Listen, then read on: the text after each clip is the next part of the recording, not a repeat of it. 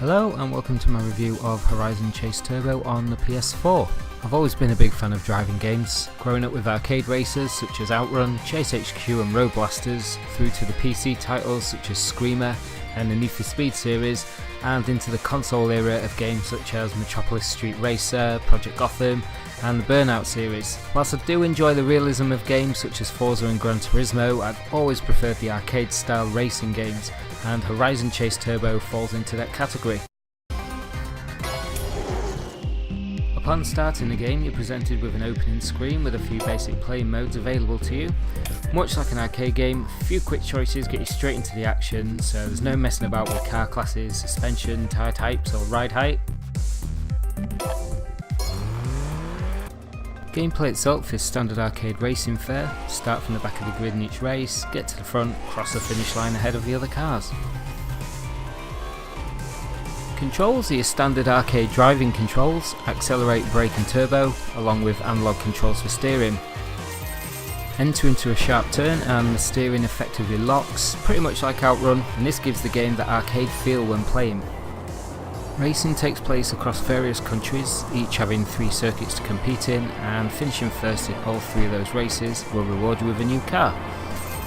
On each track there's fuel canisters and race tokens to collect. Collect all the race tokens and finishing first reward you with a super trophy, whilst the fuel canisters ensure you don't run out of fuel while racing. At the start the fuel isn't much of an issue, but it becomes increasingly important as you progress through the game. Certain cars burn fuel quicker than the others, and coupled with the tracks becoming increasingly longer, your car choice for each track also plays a part.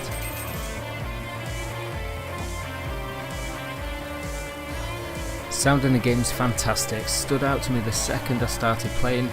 So good, ended up buying the OST album on Bandcamp. Soundtrack is by Barry Leach, who is responsible for the music in both Top Gear on the SNES and Lotus Esprit Turbo on the Amiga. This soundtrack feels like a modern equivalent of 16-bit era tunes, whilst brilliantly managing to sound new and fresh.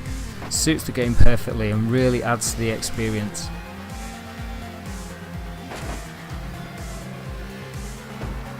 Another great touch in this game is the use of the speaker in the PlayStation control pad. Sounds such as a token and fuel pickups and when the tank runs empty play through this speaker, and separating these from the game works really well. As you can see, the game is a nod to old school sprite based driving games such as Outrun and Lotus Esprit Turbo, and Aquarius have kept a simplistic design whilst bringing the graphics into the modern age. I love the style of using large, basic shaded polygons with modern lighting effects. Works really well, and when you add this to the weather effects and the night racing, you'll find that you're constantly being dazzled from one level to the next. One of my favourite levels being the Northern Lights, where you're racing Reykjavik, a stunning level.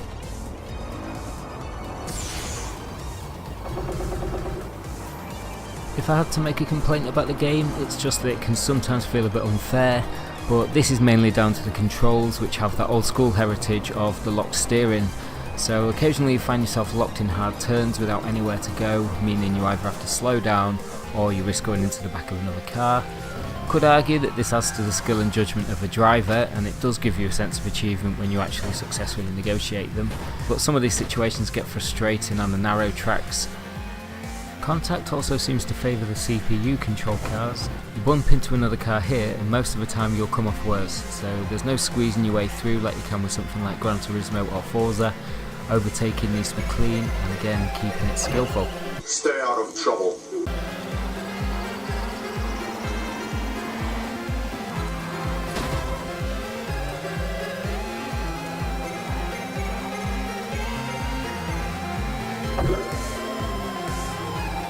Overall, this game is superb. Aquarius have come up with a really great racing game that's pure arcade fun. Every time I've been writing this review, I've ended up going back to have another go on it. It's just so easy to pick up and just have a few quick races. Highly recommend getting hold of it.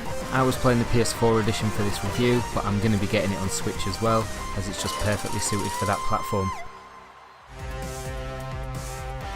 So that's the end of the video. Hope you found the review useful.